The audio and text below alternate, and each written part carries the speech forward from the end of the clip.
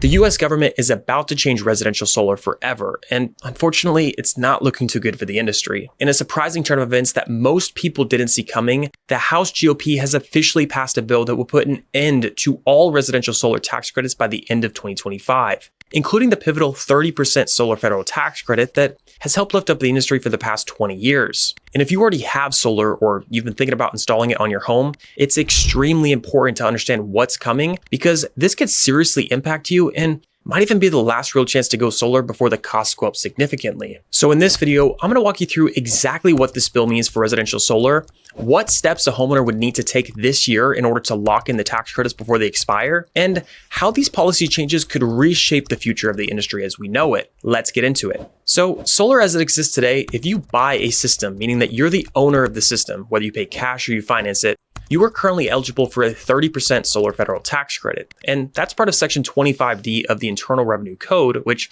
covers clean energy programs like solar. So let's just say you purchase a solar panel system from a contractor and the total project cost comes out to $30,000. Well, under the current rules, you'd be eligible for a $9,000 tax credit. Now, just to be clear, this isn't a rebate, it's a federal income tax credit, which means you would need to have a tax liability in order to claim it. But for most families, whether you're a W-2 employee or a self-employed on a 1099, you're typically able to use this credit to either lower your tax bill or receive a refund, just depending on your situation. Now, the reason this tax credit exists in the first place is to make the economics of going solar actually work. Because contrary to popular belief, most people don't install solar panels because they're in love with the technology or they want to support clean energy. That might be part of it, but the real reason that most homeowners look into solar is to save money. You see, in America, electricity isn't provided by the government.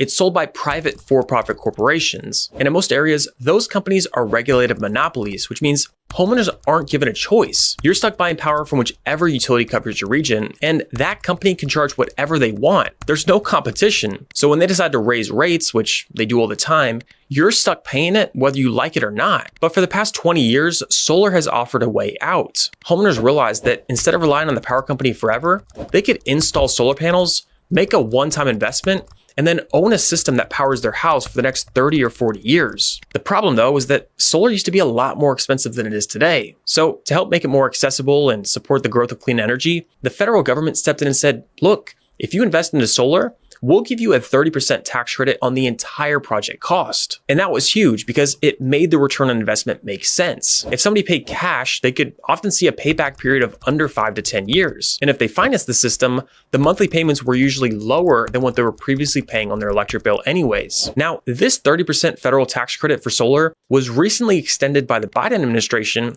as a part of the Inflation Reduction Act, which passed in August of 2022. Originally, the tax credits for solar started back in 2005, though it was capped at $2,000. In 2008, the Emergency Economic Stabilization Act removed that cap and extended the credit. It stayed at 30% until 2020 when it started to step down, first to 26% and then to 22%, before getting bumped back up to 30% and extended through 2032. After that, the plan was for it to step down to 26% in 2033 and then 22% in 2034 before phasing out completely in 2035. But here's the thing, these programs aren't permanent. They can be changed or repealed at any time by any future administration, and that's exactly what's happening now. You see, the Trump administration is aiming to roll back on a number of clean energy subsidies that were introduced under the Biden administration as a way to cut government spending and reduce the deficit. And one of the programs on the chopping block is this very 30% solar tax credit. And as of today, this bill has passed the House, but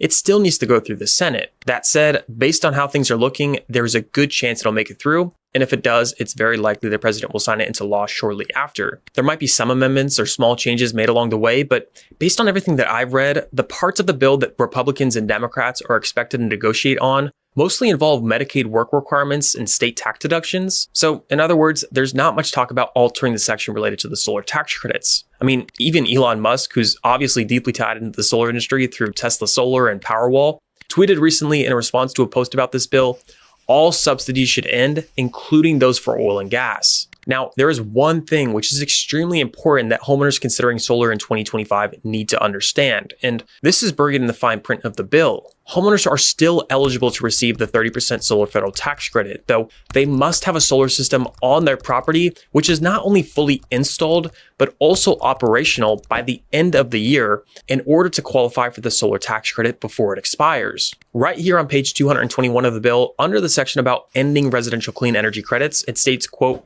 "The amendments made by this section shall apply to property placed in service after December 31st, 2025. And what that means is pretty simple.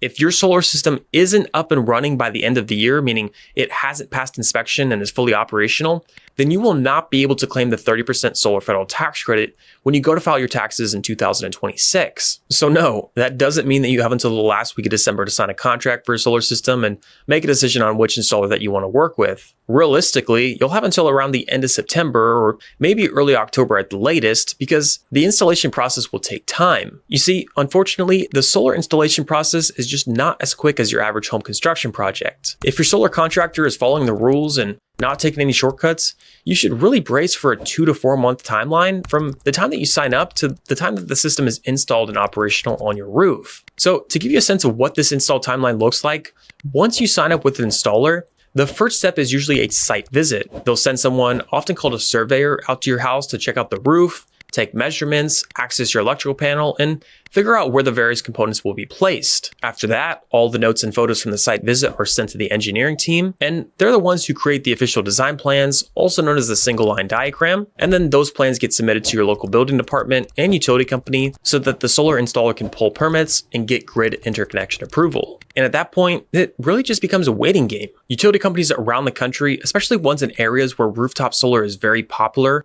like Southern California Edison and Florida Power and Light, can take months to approve these applications. Their departments for this kind of stuff are often massively understaffed, and the utilities are not necessarily enthusiastic about people going solar since it costs them a lot of revenue, so it's no surprise they make people wait. Therefore, this part of the process alone can take 1 to 3 months, and during that time, not much is really happening behind the scenes. Now, unfortunately, your system will not be turned on the same day that the install is completed.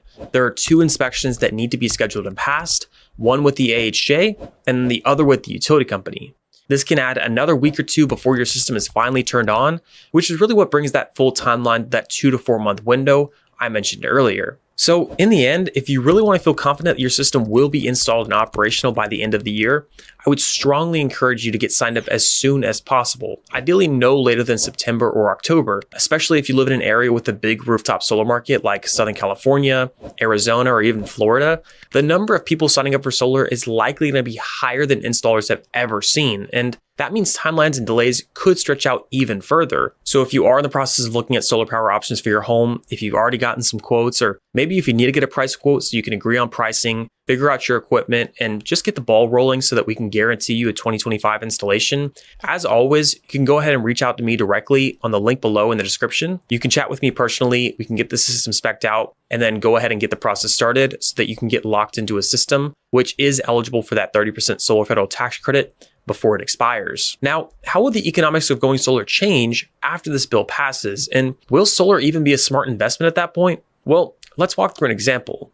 Let's say that you live in the greater Los Angeles area and you come to me because your average monthly electric bill is around $300. That bill keeps going up, and now you're looking at an alternative, something like installing solar panels in your home. Well, I might take a look at your energy usage and tell you that if your usage stays consistent, you'd need a 9 kilowatt solar system, which is about 22 panels, along with a battery to fully offset your bill. Now, for an installer to handle that project and provide you with the full installation along with the warranty package, you'd be looking at a cost of around $39,000. Under the current rules, assuming you have a federal tax liability and you're eligible, you'd be able to claim a tax credit around $11,800, which would bring your net cost down to just under $28,000. And that gives you a system with an estimated 8-year payback period, which is a solid return. But without that 30% tax credit, that same investment has a much longer payback, more like 15 years, and that changes the equation for a lot of people. But here's the thing, most homeowners don't pay cash for solar. Just like buying a new car,